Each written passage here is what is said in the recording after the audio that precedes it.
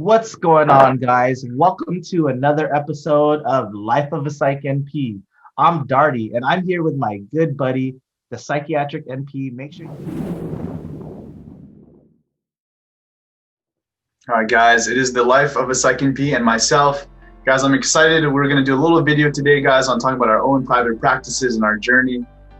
Things have changed so quickly for both of us, and we want to show you guys some of the pros, the cons, the pitfalls, because people see our profession as this really great profession, and it is a really good profession. There's a lot of negatives, a lot of things that we've had to go through behind the scenes that maybe you guys don't know about, and we want to talk about it today. Yeah, and I think he made a really good point. You hear about so many good things in our profession, like how it's stable, how you can make money, how you're helping people, but there are definitely some downfalls and cons about being in our role, especially as owning our own practice. The Psychiatric NP has been doing it way longer than me, or actually not way longer, a little bit longer than I have. And he's gone through so many different struggles that I probably won't even have to experience because he's guided me in a good direction. And he's doing huge things, especially when hiring other providers, hiring a practice manager, front desk staff, and I'm not even that far yet. So it's definitely something that it's good to hear about. Alrighty, so the Psychiatric NP. So tell me a little bit more about when you first started your practice and tell me a little bit of what you love so far about it. Yeah, so I love what I'm doing. I'm still working 3 days a week. I do have 3 providers right now currently working for me, and a lot of them are new grads, one's more experienced. But I still enjoy it, guys. I think when you first start out, as a Psych NP, I worked in an outpatient facility, and you're learning, you're just trying to grow, you're trying to become a better provider. Again, the other thing is you just don't want to kill somebody, right? And it's something that you're going to get more confidence in. You're going to build your skills. And then when you have your own practice, you're calling the shots of your other providers. You have to make sure that they're doing okay. And I would say that I love being able to make an impact on this community that I live in. I grew up in my area, and to be able to, I have some of my patients that grew up in my area, and maybe I went to school with them, so to me, there's a big mental health shortage where I live here in Maryland. And for me, it's been an amazing, ability to be able to have my own practice. What about you, Life of a Psych NP? I think exactly what you said. I think being able to make an impact in our community. Obviously, where I live in Southern California, I'm not going to say it's oversaturated, but I will say that there are a lot of providers here. So I'm not going to be making as big of an impact as you are, but I think just within this niche community or this small community that I'm in, I'm able to make that impact. That transition, like you were mentioning, going from a new grad into a practice, I know you've done it much sooner than I did. I think you were bold enough, and I knew you were ready to do it, but I just didn't think I was ready at the time, even though I knew my information, I knew all the things I needed to do, but just making that first leap. And I think a lot of our audience is probably in the same boat of making that first leap. And I know you did it at a perfect timing, and I'm doing it at a good timing too. Everyone's different in their life, and people have to recognize that there's really no right time to do it. But I think that just that transition and going into that role of being your own practice manager and being your own practice employer or whatever the case may be, and owning your own practice is difficult. But I think that if I were going to look at the pros of what I like so far is just being able to call my own shots, being able to take care of my patients in a way that they're my babies. So all my patients are my babies. I'm guiding them, I'm educating them, guiding them throughout this journey that they're experiencing throughout their mental health journey. And just being able to see them when I need to see them. I don't have to worry about I need to see this many patients throughout the day. I don't have to worry about I can't see them super early because of whatever the case may be. It's just being able to be my own boss and make those shots. Obviously, I have other jobs, but for the most part, this is kind of the main reason what I like about it so far. Yeah, I mean, side note, guys, I remember when Life of a Psych NP was starting his practice, and he was asking me some questions, and they were good questions. But I was kind of able to help him, let him know the mistakes that I've made. Because I've made, many mistakes, and I've learned from them. But I've seen Life of a Psych NP's practice grow. It is actually, he downplays it a little bit, but his practice is really growing a lot. Whether it's, in terms of making money or, being able to see more patients, he's doing very, very good. And he's in a transition spot where he is working multiple jobs and he has his practice. So he is working 6-7 days a week. His work ethic is insane. I'm not like that. I can work 3-4 days and I'm good. But he just to watch him grow, guys, it's been really awesome to see.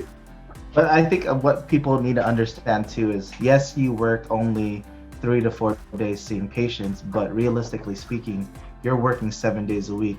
So it's kind of just giving you a background about his, because we talk pretty much every day, and he hired 2 NPs and he's in the process of hiring another NP, and all of them were pretty much, well, 2 of them were new grads, right?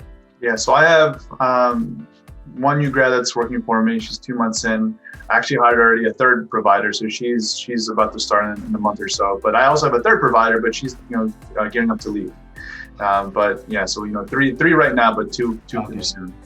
Okay, so yeah, basically, so 3 providers, and you have to think about when you're opening your own practice and you're running an organization. So I'm a solo practice, just 1 provider, just myself, bringing on my wife. So that's going to be another provider, but she's not credentialed yet. It's a whole process. But for him, the psychiatric NP, he has to manage them. And given that they're new grads, you have to pretty much walk them through everything. And yes, you get a great experience during clinicals, but what would you say? Do you feel like it's the same going from clinicals to practicing on your own, or practicing just as a provider? It's just so much different, right? The pressure is really on you when you're the provider. You don't go up to and say, hey, can you help me with this? If you're a student, you have your preceptor that's going to help you out. When you're a student, you are calling the shots. You have to be on your A game. You have to know this. These patients look up to you. They trust you. It's different. And I think you'll see that there are some Psych NP students that have really great clinical rotations and they're very ahead. I also see people that are not ahead, and you really have to hold their hand a lot, especially these first couple of months. Luckily my providers were trained really well, and I have helped them, but they're getting better and better every week, and I'm proud of them. I've seen them grow. It's funny because I remember the questions they would ask me that first couple of weeks. They don't ask me the same questions again. They learned quickly. But again, as a provider, and as a practice owner, you have to teach them, and you have to allocate a lot of your time to them, because again, they can call you, in the middle of the night after they, maybe they have a question or a patient emailed them about something, and they're just unsure of what to do. Well, you're there. You have to be there for them, and that's a big thing, guys. Because when I was an outpatient provider in my first job, I really wanted. The reason why I chose my first job is because this medical director was supposed to be there and support me. She was like, Fabius, I will be your mentor. And that's something that really meant a lot to me. But it ended up being that she got fired. There was a new medical director, and I had to step in and had to guide Fabius throughout. Yeah, it was, that's kind of how it went, because I was like, I didn't have really people to go to, and I was pretty confident. I was lucky with my clinical rotations. I had really great preceptors, right? But I also had LifeofaPsychNP, and he really helped me out a lot. He remembers my first patient case that I saw, and we won't talk about it, but it was. I learned a lot from LifeofaPsychNP on that one, and he really helped me out a lot. But it's just interesting, right? Because now it's I'm 2 years in the game, and not to say I don't ask him for help. I still do sometimes if I have a case, but LifeofaPsychNP really helped me out a lot. So you can imagine if you're a new graduate Psych NP and you don't have a mentor, you really need one, guys. That first year, no matter what, you're going to get better regardless, but it's nice to have someone to kind of, get his perspective, and really will help you out a lot in building your own skills and knowledge. And I think that's the main thing, is being able to have a mentor, regardless of where you are in your life. I think for Fabius, or the psychiatric NP, he went to me because of practicing. So he needed guidance in certain situations. He did a great job. He's already doing a great job with patients and all that stuff, but then he needed guidance in certain decision making, where if I've already had experience, I was able to help him out. And the vice versa, when I needed help with my practice and learning like the ins and outs of starting your own private practice, what you can expect, certain cons about it, and just kind of bouncing ideas, he was able to guide me in that realm. Even though I have more experience as a Psych NP, he has more experience as a business owner. And that's the kind of reason why you want to be able to build your network, and being able to have people in your life that'll be able to, one, motivate you, two, help guide you, and just being able to do the things that you feel like you're wanting to do or aiming to do. And that's kind of why we have each other. And Our other partner, the Curious Psych NP, she pretty much guides us throughout everything, helps us do all of these things and great things. I think you just have to have a good network of people. Yeah, I remember when, the reason, guys, why I even started social media, I had an account because I wanted to network with other Psych NPs, and I actually met LifeofaPsychNP on there via Instagram. And he asked me to do a video talking about like the day in the life of like a Psych NP student and the transition, because I think at that time I just passed my board exam, so I was ready to become a Psych NP. It was my journey. And LifeofaPsychNP guided me. He helped me. That mentorship really helped me out a lot in terms of, he had a quote one time on his Instagram story. He talked about, if you don't build your own dreams, someone else will hire you to build theirs. And I always say this quote, and I always bring it up because most quotes don't hit me hard, but that quote always hit me in a way that just made me really motivated and always wanted to be, successful and strive for it. And, I know there are some business owners that, again, money is the bottom line. But for me, it's like, again, being able to be the boss and call my own shots. And if I make a mistake, I'm going to pay for it. I want that pressure, and I want to, to learn.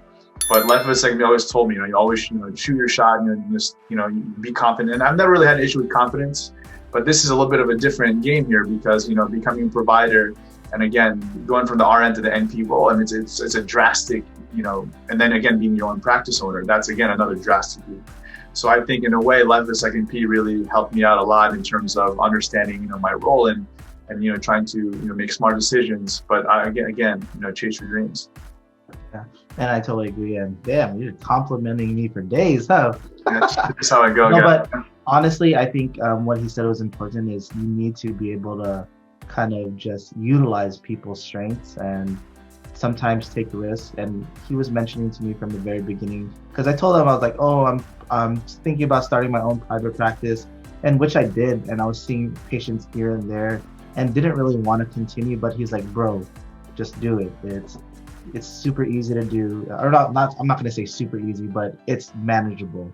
And I think just taking the leap into actually putting effort into seeing my own patient, putting effort into trying to gain traction with other people around me, such as therapists, and his advice throughout this period of time to actually gain traction with patients was huge. So you kind of have to look at all of those things. And throughout these transitions of starting my own private practice, I've had some cons, which I'll mention in a little bit, but the Psychiatric NP, I want to see like what things that you've seen that are cons of starting your own private practice and having multiple employees.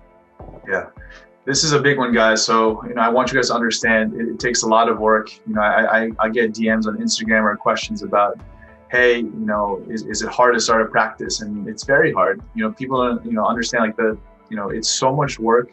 As a solo practice, the stressors are a lot less. You have your patients and you have to worry about them. But once you have, a group practice, you have employees.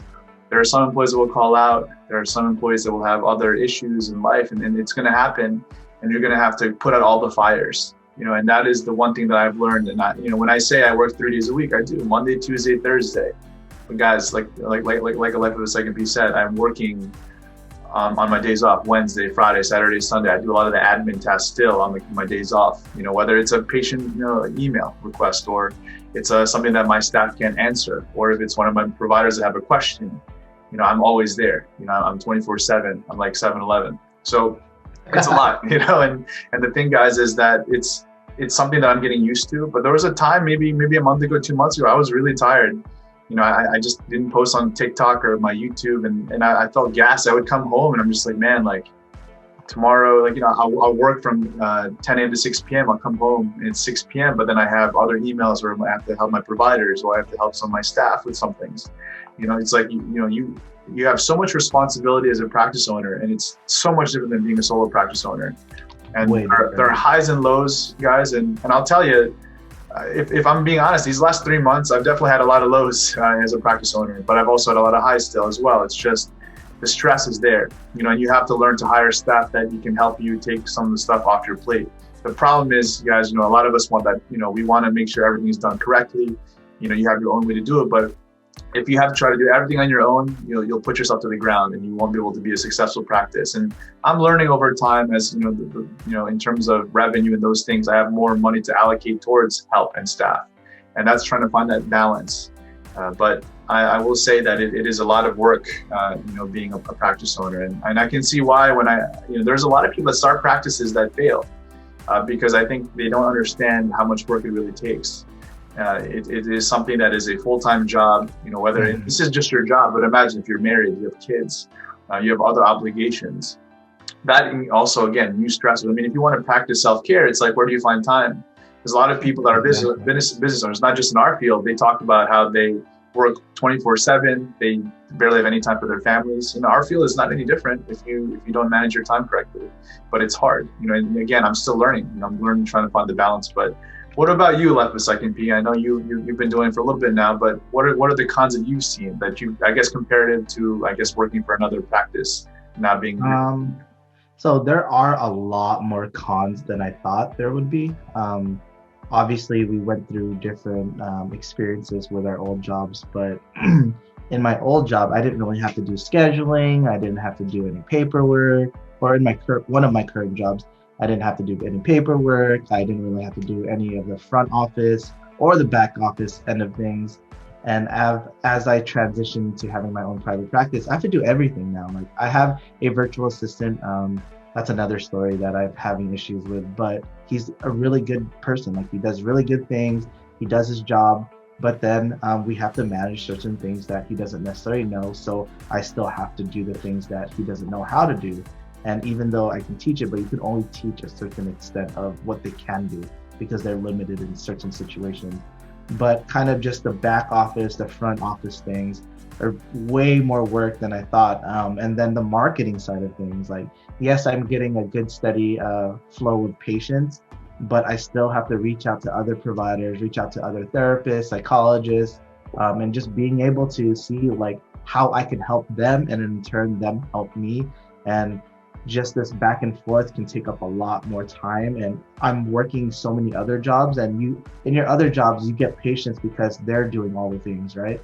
So, but for myself, I have to do everything, and that's the more difficult part. And I think transitioning, because I went from half a day to a full day, and then the psychiatric NPs like, say, screw it, just do 2 days. And then so I went to 2 days, and they're both relatively full for the next month. So I'm good there, but it's just always that uncertainty that's killing me. Like, even though I see the profits going up and up and up, like, you're sold this kind of dream, like, oh, you're on your boss, you get to make money, but I didn't realize like all the hard stuff, all the labor, intensive labor, like the minute things that once were covered for you in other jobs that I have to do for myself because I'm a solo practice. And now that I'm going to be hiring my wife, even though she's my wife, I still have to look over her paperwork, her notes, and have to look over all those different things to make sure that she charts pretty similar to me, just in case we get audited. And when you work for someone else, you don't even think about the audits. You think about like, oh, just seeing the patient and making sure they're happy and you're practicing safely. But now it's like, are your notes appropriate? Are you documenting appropriately? Because in case anything does happen, which is possibly a con of getting audited, is are you going to be able to back it up? Because when you work for someone else, they'll have to pay ultimately. But since it's your own solo practice, if you do get audited and they do want some money back, you have to pay out of your pocket. So there's so many different things. But another con is managing people. So I have a virtual assistant, and it's not just his task, but then being able to talk to him and be like, oh, these are things you need to improve upon. And I don't have any managerial experience. I've managed workers within a setting, but not necessarily like managing everything, you know what I mean? Yeah. So just being able to manage that employee and telling him, oh, this is what you need to do. And specifically for mental health practice, this is what you need to do, what you need to write. This is how you need to do it. You can't call the patient too much. You can't, you know what I mean? Like these little things here and there. And it's like, it gets overwhelming because you not only have to deal with the patient side of things, but you're dealing with the back end of things. And unfortunately, I have so many other jobs that I have to deal with also. So when I'm working my other jobs, I should be focusing on my practice, but then it's hard because I need to focus on my work and just juggling all of those things. Eventually, I'm going to be doing most of my practice, but still right now I have a family, I have kids, and I just don't know if I don't know how I'm going to fully transition until I'm fully comfortable. Yeah. And the one thing too, guys, is like LifeofaPsychNP is saying is, self-care. When you're working so much, again, you have your own practice. It's a lot of work. And then when you're working other jobs too, because we would definitely recommend not just starting your own practice and leaving your other job, because it's going to take some time to build up your practice. I had a job for, a while, and I was able to transition to starting my practice. But again, it was something that, I had to feel comfortable with, because again, if this is your one source of revenue, you need to make sure you're at least making enough money. The other thing, guys, is, a lot of us, LifeofaPsychNP and I, we made mistakes in our practice. We've learned. And that's why we did the How to Start a Private Practice course. And again, the link is in the description below. But that is something that can really help you guys out a lot, and kind of understand the nuances and the things you have to avoid, things that you should definitely focus on, because starting a practice is difficult.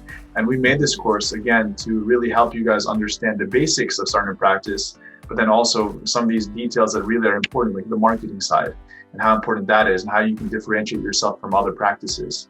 Now, LifeofaPsychNP, we also, have consultations, and we do that as well. But that's 30 minutes to an hour. But this initial eval course is something that's more of like a base, really help improve your knowledge. It's a one-time course, you have it forever. And again, sometimes we'll be available for questions if need be. But that is something, guys, we have a lot of questions. I do get a lot. I always kind of push them towards that course, just because we use a lot of our information and knowledge and really built that course from the ground up. And it was a lot of work. And what's pretty cool about the course is, so going into it, myself and the Psychiatric NP, we had a good knowledge base about how to start it, because we've been doing it for a good period of time, and like we knew the steps on how to do it. And then our partner, the Curious Psych NP, she actually implemented it, and now she has her own practice with us, and she's thriving right now. So it just speaks like volumes about what you can actually do with this course. She was putting it together with us, and she was doing all of the things. So as we were building this course, she was implementing at the same time. And now that we've already built out this course, she's already built out her practice. So it's pretty crazy, and just being able to see all of those things. And we definitely put our money we put our work into this course, and we did all the things we needed to do to make sure that people that are following or doing these courses are able to actually implement in their real world and start their own practice. Would you say 30 days or less? Yeah, around 30 days. Yeah, it's pretty crazy. But so looking at the pros, looking at the cons, tell me a little bit more about like what drives you to continue to build your practice. Yeah, I'm trying to find this balance now. It's like, I think J. Cole had a line. He talks about if all you ever value is success and money, you'll never be happy. And the one thing is, I always look at what I have around me, and I'm, gratitude and being grateful, right? And I know where my practice is going, but I also understand, if I keep wanting to build and build and build, I'll tell you, my old practice where I used to work, they have a lot of practices, and they're expanding and expanding, and they might have expanded too much, where the quality control of providers and the care that was being given would kind of decrease a little bit. And they're a very good practice. My previous boss is a very smart guy. The providers are really great. It's just different, and I try to learn from the mistakes that maybe I've seen in the past. And what drives me is, I love doing what I get to do, and I get worried. I hope I don't ever feel burnt out. I hope that I don't enjoy what I get to do when I wake up in the morning. I'm still there. I'm only 2 years in, so I'm still relatively new. But I've seen so many other providers get burnt out because they're working 5-6 days a week. And this job is so difficult. You give so much of yourself to help these people, and this is the life you chose. But the thing is, you have to also care about yourself as well. And I think a lot of people always go, go, go. And I'm trying to find that balance. I have other providers that are very good. They care about people genuinely. And that's the number one thing that I look for. People or patients can see that you're empathetic. They can see it. They can read you like a book. And for me, I think a lot of providers aren't empathetic anymore. They don't really genuinely care. And providers or patients will see that. They'll come to our practice and be like, wow, thank you so much for spending more time with us, or making us feel less like a number, and those things. But driving me wise, I think, I'm just right now motivated. I'm still happy and enjoy what I get to do, and I'm not trying to be the biggest practice in the world. I'll try to find a balance. And I think right now I'm in a good spot. And who knows, things change week by week. Maybe I want to expand more, but right now, one small solo practice, or not group practice, with 3 providers, I'm happy, and I know that I'm doing good care for our community. What about you, LifeofaPsychNP? Yeah, Pretty much the same. My practice is kind of geared. It's lower acuity. I take commercial insurances, but I'm in the process of getting more insurances. But a lot of my practice is geared towards those first time sufferers from mental health, whether depression, anxiety, first onset of psychosis, mania, and needing that treatment. I think having experience in other practices where I have a time limit. So I'll have patients that I need to see follow-ups in 15 minutes or need follow-ups in 20 minutes. I think with myself is what drives me is being able to educate them. And from the very, very beginning, hopefully to the end where they're functioning well, they're working well, and continuing to guide them. But I take pride in being able to guide them. That's a huge thing.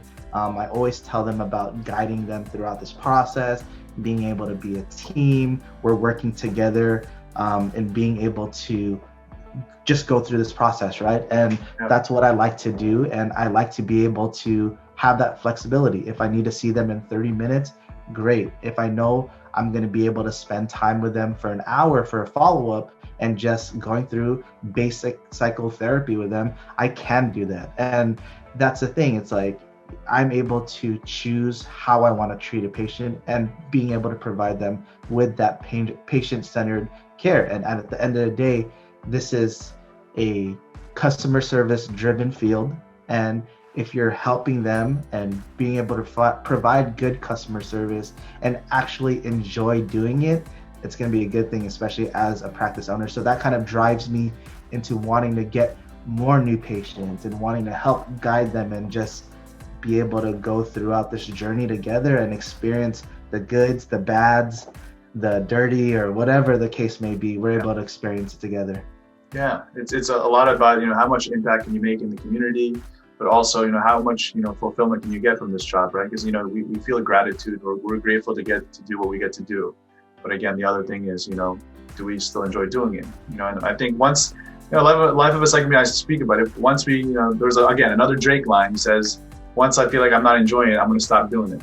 And for me, that's how I feel. I love this job, and I hope in 20 years I'm still loving it. But if I ever lose that kind of drive, it's that disservice to patients, and I'll look to do something else. But right now, we're doing good. But guys, thank you so much for joining us. We really appreciate it, guys. Remember, look for our initial evaluation course coming out pretty soon. We also have the PsychNP handbook.